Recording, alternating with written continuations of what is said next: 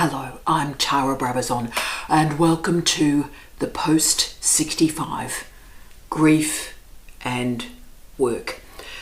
This post comes via request from Tiff and from Jess. They're about to enter a very complicated, very tragic period of their lives, and they want some support, assistance and some methods to be able to cope with what is about to occur in their personal lives, and they want strategies to help them manage in their professional lives because they have to work, and they want strategies to be able to work and manage this very tragic situation that is about to occur.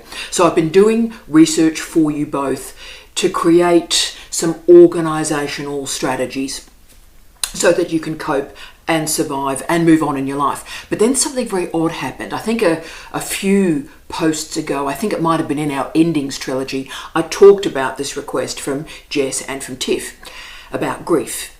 And we're at 95 plus messages having arrived in my inbox since I just mentioned it in a post. 95 plus messages of people that are in a pretty tragic situation and need help and support and strategies to live and survive. And so I widened out the research parameters to explore death coaching, organisational culture, and a lot of death studies as well. So we've now got a trilogy. And my goal for every single one of you really is that I need you to know that we all care for you. And really what this trilogy has become about is we're going to focus today on interior work, on you and what we can do to help you manage and survive and live. But part of what this trilogy is going to be doing is respecting you at this point of your life. And I need to build a community of care around you. And that's part of the project.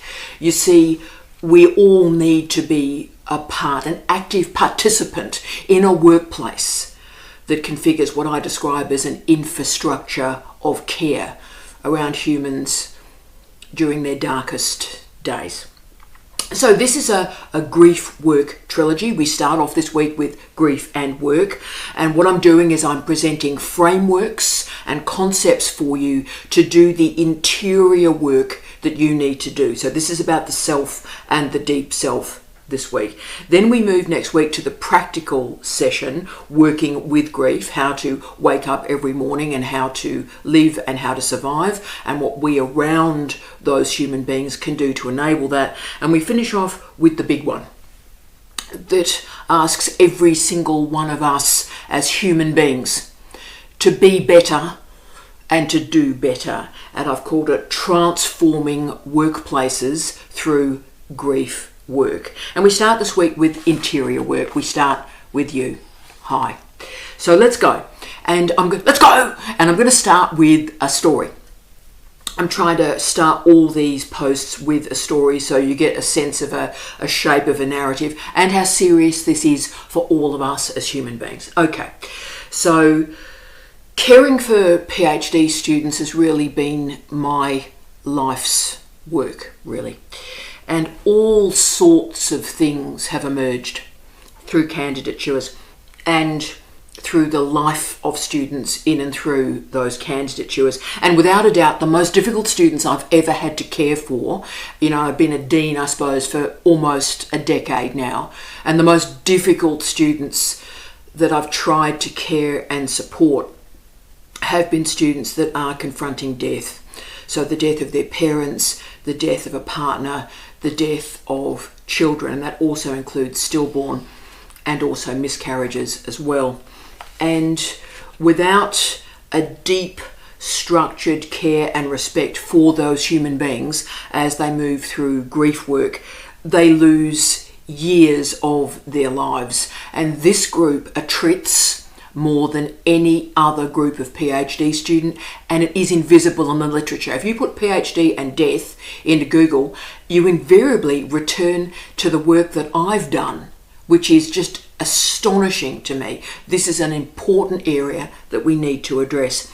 And they are the most difficult students to walk with and care for and help. Now, one student who did a trit after a family death still haunts me every single day. She was a young woman in the biological sciences, very bright young woman, and she was 2 years into her degree, and she'd left her family and friends in another state to come and join this particular lab. And she was doing great, she was doing well until her second year. During the second year of her PhD candidature, her mother died. Now, we spent a lot of time in my office. We cried a lot, but we did come up with systems and structures to help her manage, to allow her to get up every morning and continue to work. And that was amazing. What a courageous young woman. And to be frank with you, I thought she was doing okay. I thought she was fine. And then one particular day in this grief journey, about a week after her mother's death, she got an email from her supervisor. It was a really, really long message, one of those War and Peace emails, and the student sent that message on to me. And it confirmed that the supervisor had granted her permission to leave, to go to the funeral. And firstly, can I say that was not his permission to grant, but still moving on. He wished her well and felt sorry for her family tragedy, but then stated that the project had to continue without her and, quote, the lab would not carry her while she was away, end of quote. The lab would take her nearly completed articles, 4 of them, and the lab, people, human beings, the lab would finish those 4 articles up, but don't worry, she would get an authorship credit on those articles. Of course she would get an authorship credit on those articles. It was her PhD, it was her work, and she'd almost finished those 4 articles, but she would get an authorship credit. Now, this was all written in an email, which I saw, and up to this point, even with the death of her mother, this student was doing okay. She was all right. Then she got an email from the supervisor, and she withdrew from the program. She arrived in my office, having clicked the button, withdrawn from the degree, and was just coming by my office to say goodbye and thanks for the relationship that we had. And I begged her, I'm getting upset now, I apologise. I begged her, please, let me just try and get everybody facing the table so that you can finish. And she only replied, no, I'm gone. I'm frightened of this particular supervisor, and I don't know what he'd do to you, and I don't know what he'd do to me if he found out that I'd sent that message on. So her statement stayed with me. She said, quote, he was after an excuse to get rid of me, and my mother's death was that excuse. I just can't work with somebody who's so cruel, end of quote. She left my office, left the program, and I never heard from her again. But I think about her every single day. So one man and one email destroyed a young woman's doctoral program. Remember, the death of her mother hadn't stopped her candidature, but one email from the supervisor did. Was there another way of thinking through this? Was there another way of working through this situation? Absolutely, and that's what I'm presenting for you today. What I'm presenting for you are really 2 shapes or 2 models for your consideration to understand grief and work and grief work. And this issue matters to every single human being. This is not something that involves a little group of people. Every single one of us will have to go through this challenge. And I recently, quite wonderfully, was monitoring my institution's emails, and there was a wonderful, initiative about menopause awareness. That's fantastic. And come to a seminar and we'll all talk about menopause. And that's great. That's fantastic. Half the population of the world will go through menopause. So it's great that that's being talked about. But if you think about it, every single human being will experience the death of a loved one and have to manage grief. And this is not discussed. And we stuff all this emotion about grief and about death into things called bereavement leave or a funeral. Now, a funeral and bereavement leave, neither are appropriate or are of the scope and scale required to manage grief. But we hide grief in our working lives because it makes people uncomfortable. Because if we see people racked with grief, we have to think about our own death, our own demise. And look, I have supervised so many students now that have lost a spouse, have lost parents, have lost kids while they're enrolled in a PhD. I've had students that have died. I've had my closest friends that have died. And of course, obviously, my beloved husband, Steve Redhead, died 6 years ago. And not a day goes by where I would not end my own life to bring him back. And you see, this is what grief and death has done to me. It's very difficult to express it in terms of its scope and scale, but let me have a go. You see, the people that I've lived my life in and with and through have gone. The people I shared my life with have gone. People who shared the strengths and the worries and the tragedies and the profound weirdness, those people that I shared my life with are gone. So there's no witness to my life. And of course, if no one remembers, if there is no witness to your life, did the life actually happen? And you see, this grief happens to every single human being. Any of us who are alive will die, and any of us who are alive and have shared this life with somebody will experience grief. And therefore, we all have some pretty big decisions to make. And I want to acknowledge the remarkable Han Kang's Human Acts. Now, Han Kang won the Nobel Prize for Literature this year, 2024. And I wanted to share just 2 lines of her astonishing poetic prose. What an incredible writer. And she stated, quote, "After you died, I could not hold a funeral. And so my life became a funeral." End of quote. All these people in our lives are living and working, and their lives are a funeral.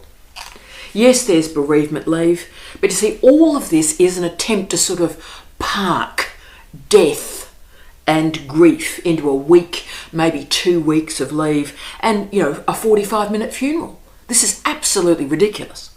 So when Steve died, as many of you remember, because you've been with me for years, but you remember, he died on a Thursday night at 12:10 in the morning, and I went to work on the Friday morning, right? So died Thursday night, went to work on the Friday morning, and I recorded a vlog on that Friday. I think it was vlog 103. So I just got to work and did my work, but it's the first vlog, of course, where I wasn't wearing a wedding ring. I'd come home after I'd been with him as he died at his bedside, and I drove home and I walked into my kitchen and I took the ring off, I kissed it and I put it away.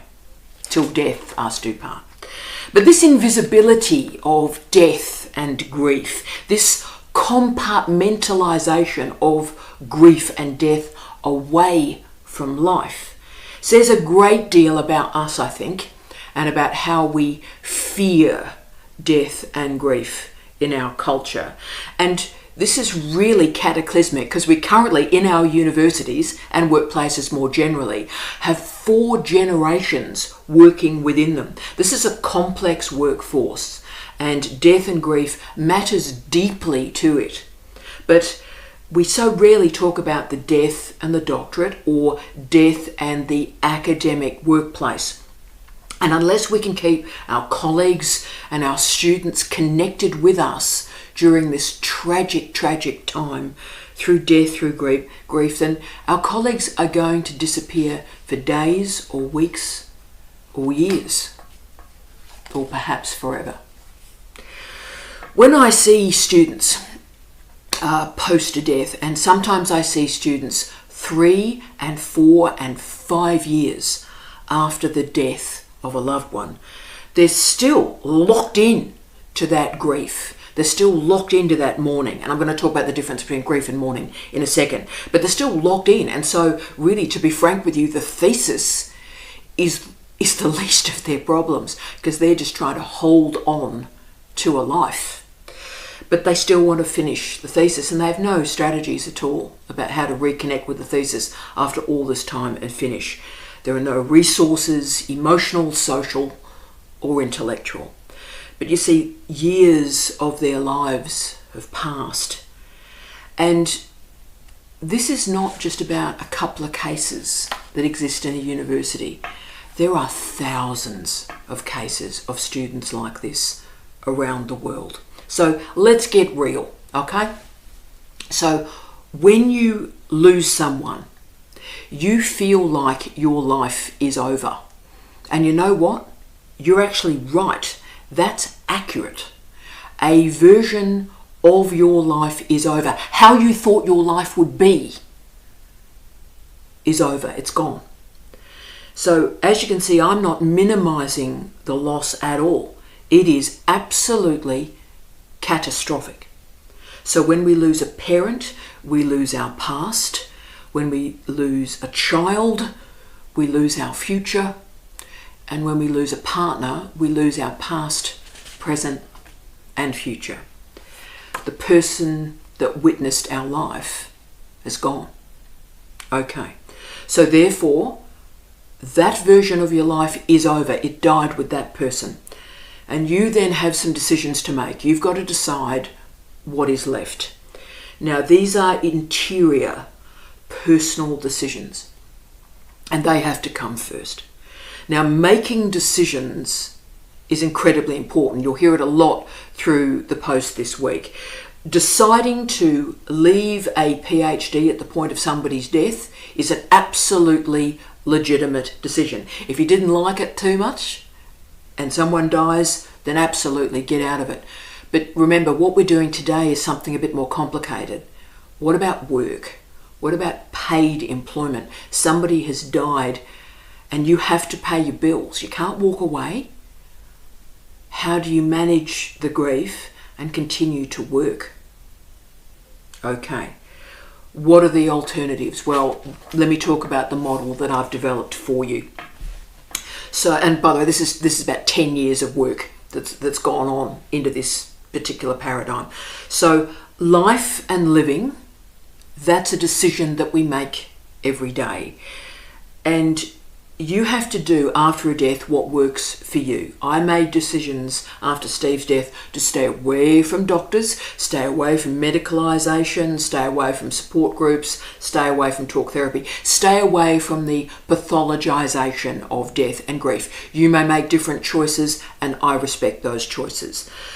So what I decided to do was live in and with grief every single day. But note my language. I live in grief, I live with grief, but I made a decision to live. So I made a decision to live, to continue to research, to continue to teach. Therefore, after a death, you need to make a decision. And these decisions is how you will create a new life from death. Because when someone around you dies, a big chunk of you dies as well. You just happen to be sort of breathing and walking around, but a lot of you is gone as well. So in the fog of grief, it is really, really tough to make decisions. So I'm going to give you a system to make these decisions today, tomorrow, the next day, next week. So what we're trying to do is have you walk quietly and carefully and respectively to a different way of thinking about your life. Now, it's true, and this caused a lot of stuff at the time, can I say. When Steve died, I didn't take a day off. So literally, he died the Thursday night. I went to work on Friday morning. And people were saying, oh, why aren't you taking bereavement leave? It's like, colleagues, what am I taking leave to do? He's still dead. Decisions have to be made. So after a death, people around you, and this is why we're doing the next two posts, by the way, because we're going to talk about the people around you, but the people around you say the most dreadful things, okay? You know, she had a good innings. Oh, at least you've got good memories. At least he didn't suffer. And on it goes. But also the silence that exists in response to death is astonishing. Because, and I understand this, people don't know what to say. So they say nothing, and that only intensifies the isolation after somebody's grief. Now, we're going to work on those two issues, I think, in the next two posts. But let me share with you a model for you today, okay? And just to put in those quick definitions, mourning and grief are different. So mourning and grief, they were really separated during the Victorian era. Mourning is the public display of loss. Grief is the private management, the private interior emotional work that you do. Now, one is public, and again, you make decisions about how much of your grief you want to render mourning and in public, the public loss, and one is private, and you decide the relationship between these two formations. Okay, so the funeral is mourning, the public presentation of the death, how you manage the complex emotions before, during, and after the death, that is grief. Now, you don't get through grief, you don't get around grief. And that's why I use the phrase grief work. You are grief. And there's a reason why I use that phrase. You see, here comes the crucial mantra. Time does not heal grief. All time does is change the context around the grief. Stuff doesn't get better with time. Stuff just simply changes with time. So let me show you why grief is so overwhelming. So let's get some diagrams out. Okay, so here team, here we go. Here team is your life. Okay, there is your life. You're doing fine, business is normal, living, working, great stuff. You're feeling good. Then someone dies. And let me show you what happens. Someone dies. And your entire life is covered by that death. So that is why death is so overwhelming, colleagues. Because it covers every part of what you do. Your work, your private time, your education, money, relationships, legal stuff. Everything changes through a death. Absolutely everything. So death takes over your life. And grief, therefore, changes every single interaction and feeling that you have. And that's why you can't get around grief. You can't even really get through grief. You are grief. But the reason why the feelings may become more in control through time is not that grief reduces, but grief gains a new context. You see, at the point of death, your entire life is lived through the death of that loved human being. Everything you've shared, you've lost the witness of your entire life. The person who affirmed that you actually lived, that person's gone. Okay, but let me tell you what happens post the death. Let's keep the story going and create a system to make this work for you. So, okay, the person has died. And after that death, you are still living. You are still breathing.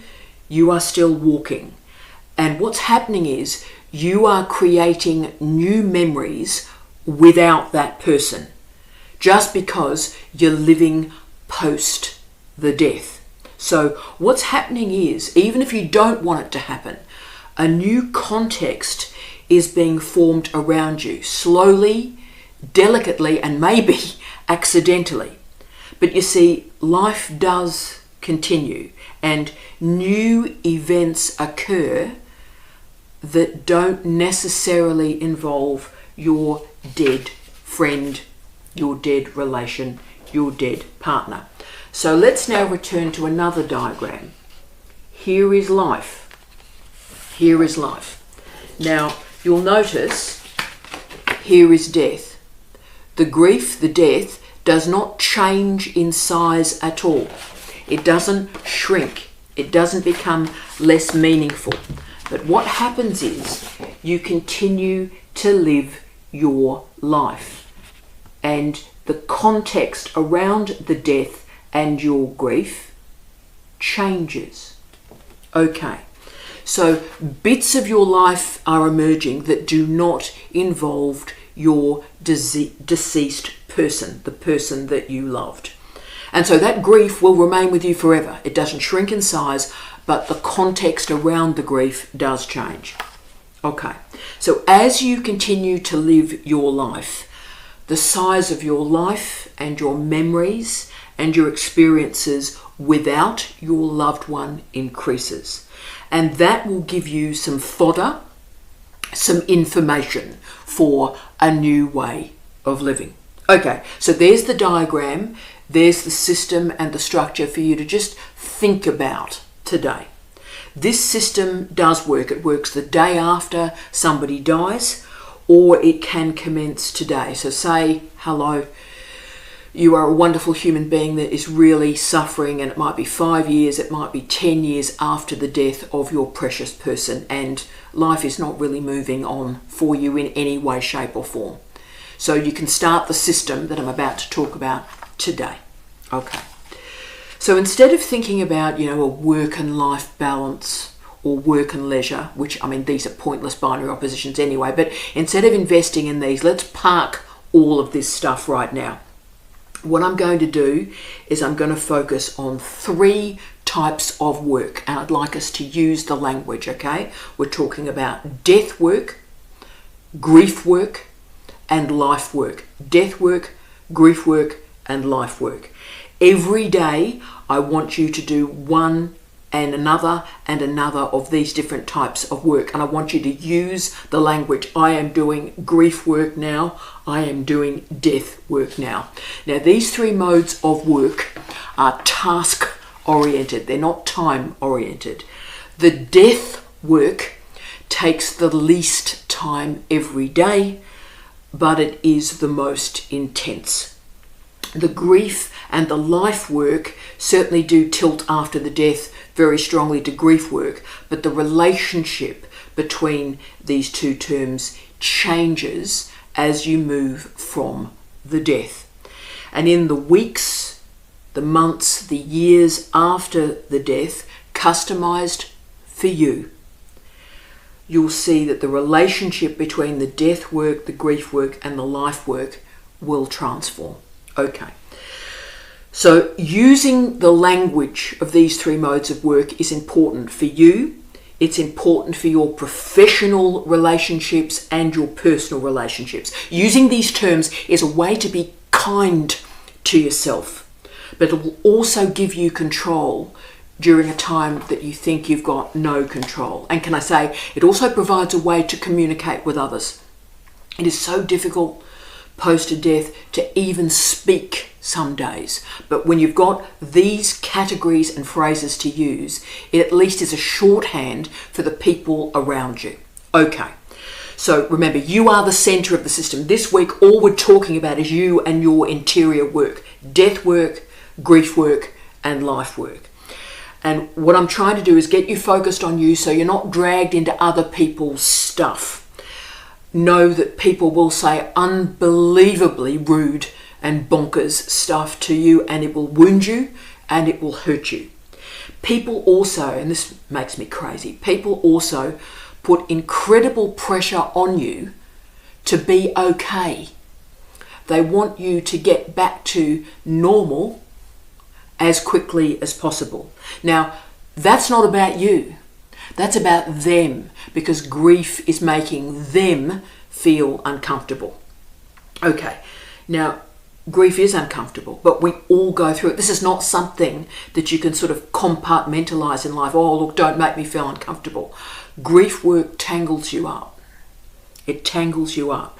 It tangles up every part of your life. Now, I'm aware grief work makes people uncomfortable. It shouldn't, because every human being goes through it. Now, the challenges, I think, in our particular century is we live in a time of closure, that appalling word. Now, team, there is no closure. Grief work never ends. Grief work is not tidy, and it is at its best manageable if we put a methodology around it. So let me show you how this death work, grief work and life work can operate for you today, and how you can use this methodology to finish your thesis if that's what you want to do, or continue to enact paid work. Okay. This is all about you. So death work refers to the direct decisions that you have to make about the person that has died in the days after the death. Now, whether or not to hold a funeral, bank accounts, property, family stuff, work stuff, insurance, health, media stuff, you got it. Now, the literature is changing, but the literature stupidly says, don't make any big decisions after the death of a loved one. Now, let me just clarify. This is ridiculous, because after somebody dies, you've got nothing but big decisions that you have to make. And they have to be made reasonably quickly. But notice the adjective I've used there, reasonably quickly. With death work, I want you to do one task involving the dead person every day, just one. Now, this is emotionally devastating work. It will wound you to do so, but do one task a day. Now, every day, wake up and do this death work, this one task, early in the day, so that leaves you time for the grief work and the life work later on. So in terms of structuring it, let me give you a punctuation to death work. Firstly, do the tasks that bring money into the family first. So secure the money for you. And the reason I'm doing this is after somebody dies, the bills that arrive are just absolutely unbelievable, okay? But give the death work a grammar. Money in first before the bills are paid. So focus on pensions, superannuation, insurance, property. Do that work early on. And then the next stage of death work is pay those bills, and do one a day. Do not let anybody rush you. Pay those bills. So after the money in and out is organised, then you're moving to the death work where you're thanking people. You know, they're writing your notes and you're writing notes back, and that's lovely work to do. But there's also then the challenge of what you do with the dead person's possessions in the house. Now, I had to do this quite early, so we'll talk about this in a second. But okay, so what are you going to do with the possessions of the dead person? So the day after Steve died, I removed all his stuff from the house and I put it in a skip. So he died on Thursday night, went to work on the Friday, ordered a skip for the Saturday, and on the weekend I removed all his stuff from the house. Now, I had, and because all people were like, but I had to do that early, and I'll tell you why, because I had to see if I could live in the house, right? These are the big decisions, right? I had to get the stuff out to see, can I still live in this house? And I had a whole series of job opportunities at the time. Do I need to just get out of Australia at this point? So the first thing I needed to do early was get the stuff out of the house and see if I could manage living in the house, right? Okay. So when people talk about, don't make big decisions, this is rubbish. They're all big decisions. Can you stay alive? Can you continue to live in the house that you shared with this human being, where perhaps you cared for them through the illness, so every room you walk into has got these catastrophic memories? Can you continue to live there? Can you stay in this job? Or do you have to get out of Dodge as quickly as possible? So these are big decisions. So just make one decision a day. That's enough. And please don't think, and this is the only thing I would say to you, is please don't think that removing your loved one's material possessions from the house gets easier with time. The research literature actually shows the inverse is the case. What happens is someone dies and then you continue to invest your grief in the material goods. So you shift it from the human being to the material goods, and that's when people start to memorialize the person through material goods. So it's not managing grief, it's just displacing it. Okay, so just be aware of that, and just know as someone who actually removed Steve's stuff from the house the next day, that was a good decision for me, and I have no regrets with that decision. Okay, but that's the nature of grief work. Once you've got the money sorted out, then complete one task a day. Cool. Do as much by email as you can. It is very difficult to speak about the death, so do as much via email as you can. Now, some jobs are particularly hard, and I will speak the words. Organising the death certificate, receiving the death certificate is a catastrophic moment. Banks are hard. Organising utilities, that's hard. You're going to have to get on the phone. You're going to have to say the person's name. You're going to have to say that they've died. Okay, this wounds you. This is hard work. That's why you're doing one task a day.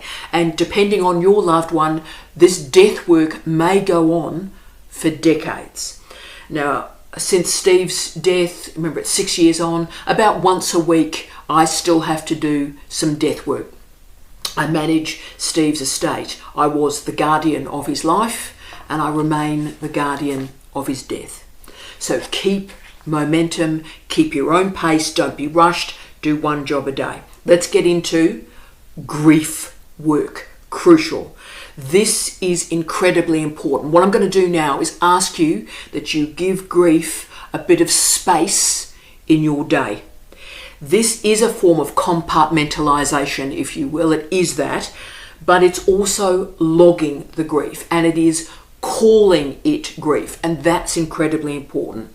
I also want to note that grief work is progressive work. It's important work. None of this is wasted time. This is important time. And I would recommend that you do grief work with an activity. So you go for a walk in the morning, crucial, or you get on a treadmill at the gym. I want you to do something physical, which is also quite important for somebody working through a death. But what I'd ask you to do for 30 minutes or for an hour every single day is think about your feelings. Summon the images. Remember the images. Think the dark thoughts. Summon the memories. All of this is interior work of memory and of feelings. And what you're trying to do, the purpose of grief work, is you're trying to place emotion into a context. You're trying to narrativize what happened to you. You are attempting to render that narrative meaningful. You see, if you've had to look after a loved one before they die, you've been in a living hell for days, weeks, months, or years. And you've got to now sort of put these images and these feelings together. You have to see the images, you've got to hear the sounds, and you've got to smell those smells. You are going to cry. You are probably going to sob. But I tell you why we're going here. By narrativizing the memories, you are organizing and ordering your life. What you're doing is you're framing and you're shaping grief. And by putting these images into language, by configuring a movie with a narrative in your mind, you're not forgetting. In fact, you're doing the exact opposite. But you're rendering it meaningful. You are remembering to create meaning. And the reason you're doing this is you have to answer a key question after somebody dies. And that key question is, what the hell happened? And you need an answer to that question. Okay, because only when you've got an answer to that question, what the hell happened, you can then ask the next question, which is, what happens next? There will be a point, perhaps days after the loss, perhaps years after the loss, where you tell the story of the grief. You tell the story of the death. And when you tell the story of the death, that is the moment where your grief, your interior work, becomes public. It becomes mourning. Now, you may never be able to do this, but I would like you to have a go for me. If you can tell the story of the death, then you've put the images, you've put the feelings into a narrative. And the moment you put it into language, you put it into a narrative, it is controllable, it is manageable, and most importantly, it is meaningful. Now, if you've got nobody around you to tell the story of the death, you contact me. You tell me the story of the death. And you see, this story of the death is a precious moment. It's a tough moment. And when someone has the great courage to do that, we as citizens, we as living, breathing human beings, must treat this story of the death with dignity and with respect.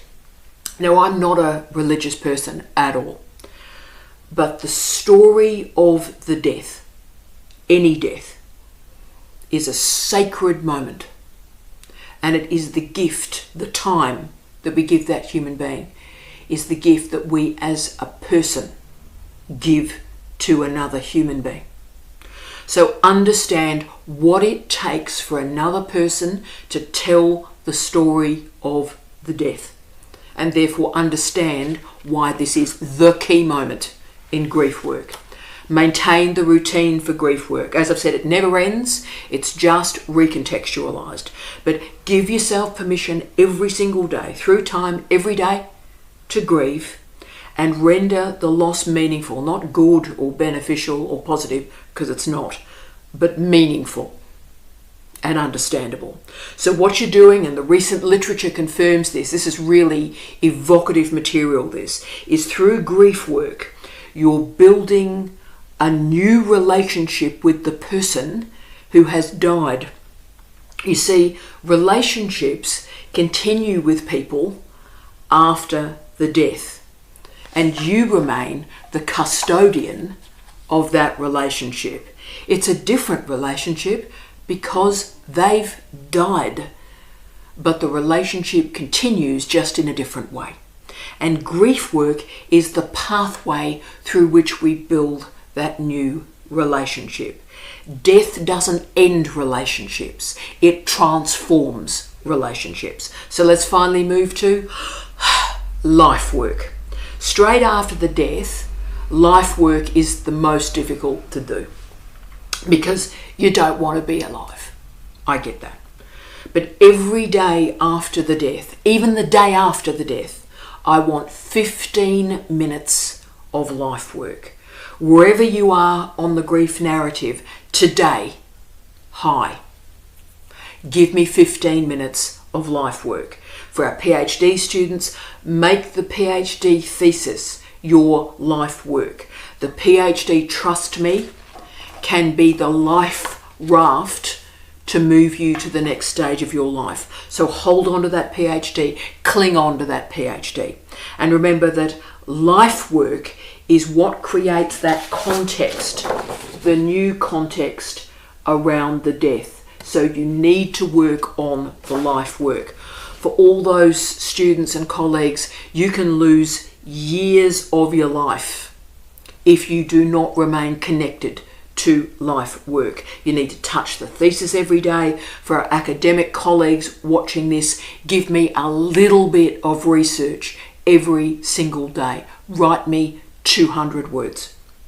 And what you're doing is you're using the life work to build new memories, new ideas, so you can place the death and the grief in a different context. So I want you to focus on tasks for me. Life work is about task orientation. So on a Sunday night, I want you to write me down 5 life tasks that you're going to do in the following week. Make them distinctive, make them discrete, make them small. It may be spelling checking a document. It may be chasing a reference. It might be checking URLs, checking DOIs. Could be all of those. That's fine. Easy, definitive tasks. Make your research, make your thesis, your life work. And you see, that gives your death work and your grief work a trajectory. And of course, I'm doing this intentionally. The writing and the information seeking will also help your brain. Okay, so stay connected. The students that don't finish a PhD after a death are the students that put the thesis away and think it's all too much. And you see, that disconnection, rather than the death, it's the disconnection that is the end of a PhD. Because of the nature of grief, unless we can separate everything into death work, grief work, and life work, a day of disconnection becomes a week of disconnection, becomes a month, becomes a year, becomes a decade, and becomes a lifetime. As we've shown in our diagram, time is irrelevant to grief. The cliche is completely wrong. Time doesn't heal anything. Time does nothing. The death will completely cover your life. The way to avoid that is do grief work. Build new relationships with the person you have lost. And the life work builds that new context around the grief. So if you're that person that's some years on from the death and you are stuck, and it's very common, very, very common. Don't let people pathologize it, very common. Then perhaps today, make a decision to give death work, grief work, and life work, this methodology, a go. So as you can see, the tasks I'm talking about are small. These are instrumental, but keep these tasks of the life work bounded and diverse, and make sure they've got a beginning and an end. And that's why I'm focusing on reading matters, writing matters, drafting matters. So for colleagues who are post their PhD, hi team, what I would try and do is give yourself an article to write, give yourself one task. And I was very fortunate in and you know, you sort of go, wow, I'm so lucky. But in the 3 months after Steve's death, I agreed and I was approached. How amazing is life? I was approached to write 3 chapters in edited collections after the death. And the editors, can I say, were incredible. Everyone knew, of course, that Steve had died. And they gave me support. I was working with a community of writers, so the burden wasn't on me to produce a book. I could produce a discrete part of somebody else's project, and that was ideal for me. That was magnificent.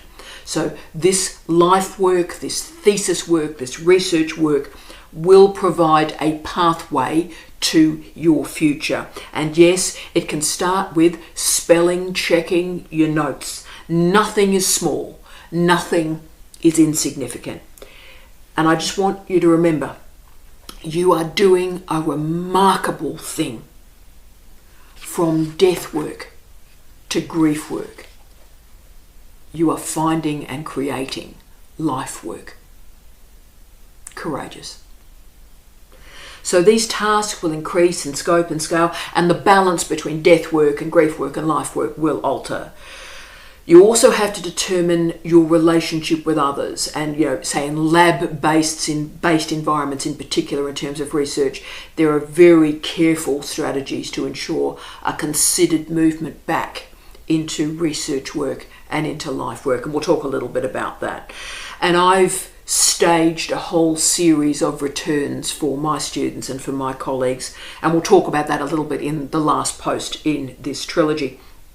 What you do though is you must keep connected with that human being, even via email, in fact best via email, and you're connecting with them through very simple tasks. So I use digitization, particularly asynchronous digitization, to keep students and colleagues connected with the group. Okay, so for example, I send a group email to my students, and the student that's going through the grief work is simply included in that community. You see, all of us have a really important role in helping our fellow citizens manage death, grief, and life. Death is part of life, grief is part of life, and we need to start respecting death and giving it space. And the weird thing is, when you give death respect and you give it space, it renders life more meaningful. And the second and final concept I just want to give you to help you with your work today is just recognizing the two types of grief. And they are aligned, of course, with the two types of death. The first is the unexpected death. Everything is fine, then an accident or an event occurs and it's not fine. And the second is anticipatory grief. That is when someone is told they're going to die and there's a gap between the diagnosis and the death. Now, the metaphor that's used to capture these two very different deaths, I think, is revelatory here. So the expected death with the anticipatory grief, the metaphor is you're standing on a beach and an enormous wave is coming towards you. You can't move, and you know that that wave is going to hurt you, and you see it coming. That's anticipatory grief. And the unexpected grief is the equivalent of you having your back to that wave. Again, you can't move, but the wave is coming towards you, and you don't know that it is. So one has anticipation and grief and fear for what's coming. The other is just marinated in shock. And each of those deaths have different consequences to grief work and life work. But anticipatory grief has its own issues. It is, as the name suggests, anticipating a truly appalling loss that you know that's coming towards you, and you're having early reactions to that loss. But what that does do is it allows you to have meaningful conversations with the human being that is dying.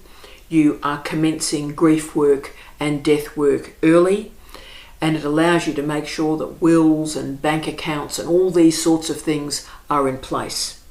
And if this period is used well, then the death work is lessened. And trust me, the one thing you want to do is lessen the death work. Every wound from the death work never heals. It also allows you, I think, to accompany your dying loved one through some unfinished business. Everybody gets to say what they want to say. So with our models of grief and death work and living work, what I'm trying to do is normalize grief work today, tomorrow, in the workplace, in leisure, in our families. So what we have is a process, a methodology, a strategy when your life is gone, when everything is gone, and you wake up in the morning and you really don't know if you want to take that next breath. What I'd beg of you is please be kind to yourself.